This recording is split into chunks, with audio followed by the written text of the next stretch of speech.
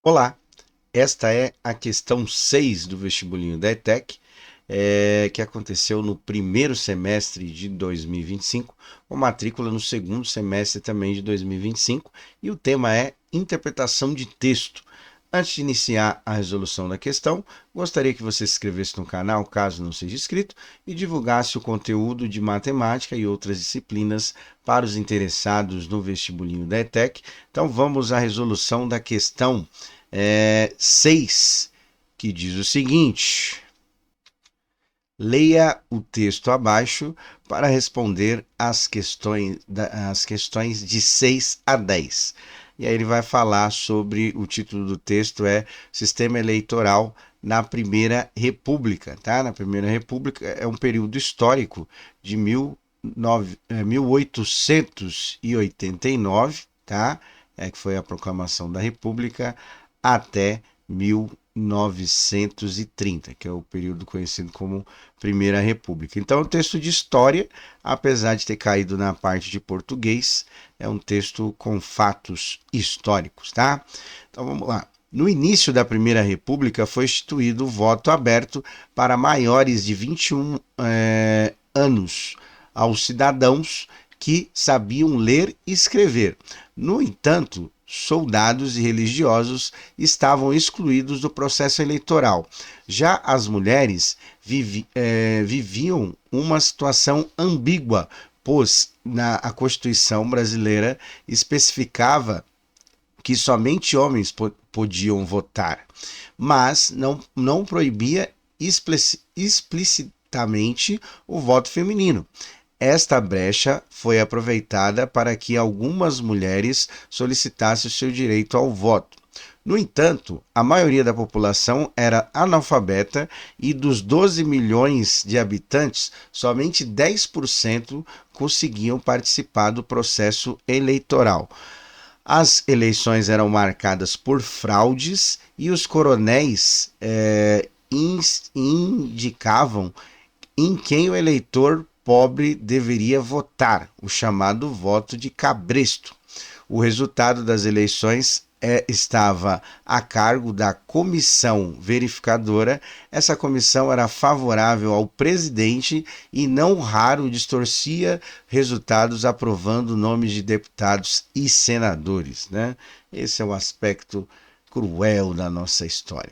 Bom, e aí continuando aqui, vimos que no texto somente quem sabia ler e escrever tinha direito a votar durante o período da Primeira República.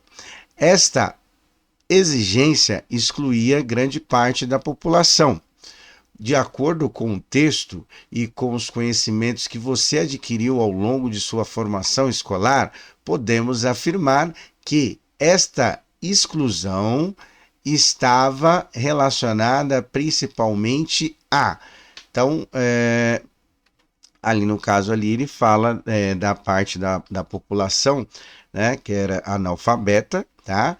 E 12 milhões de pessoas estavam, dos 12 milhões de pessoas que tinha na época, né, só 10% conseguiam votar por causa desse critério aí que estabelecia o voto aberto para maiores de 21 anos, somente quem sabia ler e escrever, tá?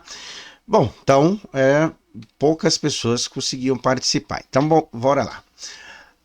A falta de interesse da população por política. É errado, né? Não tem como afirmar isso com base no texto. O único critério que ele estabelece lá é a condição da pessoa saber ler e escrever. E aí tinha muitas pessoas que não tinham essa condição na época, tá? Dificuldades de acesso ao local de votação. Também não fala nada sobre isso, né? Como funcionava, as sessões, as zonas eleitorais, não fala nada sobre isso, então a gente não pode afirmar. Alternativa C. A proibição legal da participação das pessoas que viviam no meio rural. Bom, ali não afirma, né? Ele fala que a população, só 10% sabiam ler e escrever. Então não especifica se era na cidade ou se era do meio rural, até porque essa época o desenvolvimento industrial brasileiro era bem precário, né? Nem sei se a gente pode afirmar pelos dados históricos que tinha cidades e tal, né? Era um vilarejo, alguma coisa assim, tá? Então, eu acredito que não tem como afirmar que tudo era do meio rural, tá? A D, a exclusão da parcela mais pobre da população das decisões políticas do país. É justamente essa, porque logicamente que o público que não sabia ler e escrever estava nas populações mais pobres, né? A elite econômica e social e tal, eles com certeza tinham capacidades para leituras, né? E ainda tomava parte nas decisões do país. E aí, a influência da Igreja Católica nas eleições, tá? Então isso aqui não tem como afirmar, né, que era por conta disso, tá? Mas a gente sabe, acompanhando a história aí, que a Igreja Católica teve muita influência na parte política do nosso país e graças a Deus tem a separação entre Estado e igreja nesses dias atuais, né? Estão querendo votar, mas eu acho que não vai funcionar, que é uma coisa inconstitucional, beleza? Bom, então é isso para a questão 6 do vestibulinho da ETEC.